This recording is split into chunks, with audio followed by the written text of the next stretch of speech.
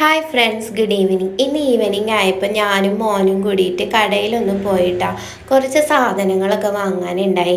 ഇപ്പോൾ പതിവാണ്, അവനില്ലാതെ എനിക്ക് കടയിൽ പോകാൻ പറ്റാത്ത അവസ്ഥയായിട്ടോ.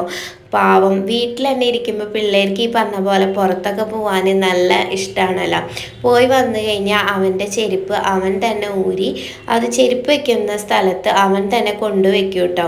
അതൊരു നല്ല ശീലമാണ് കേട്ടോ. കാരണം അവനിപ്പോൾ കുറേശ്ശെ ഇങ്ങനത്തെ കാര്യങ്ങളൊക്കെ ചെയ്യും. അവൻ്റെ ടോയ്സൊക്കെ അവൻ ഒരു ബാസ്ക്കറ്റിൽ ഇട്ട് വെക്കും കളി കഴിഞ്ഞാൽ.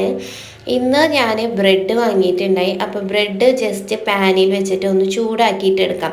ഇങ്ങനെ ഞങ്ങൾ കഴിക്കാറുണ്ട് കേട്ടോ. ജസ്റ്റ് നെയ്യോ ഒന്നും ആഡ് ചെയ്യില്ല, വെറുതെ ബ്രെഡ് ഒരു പാനിൽ ബ്രെഡ് ഒന്ന് ചൂടാക്കിയിട്ട് എടുക്കും.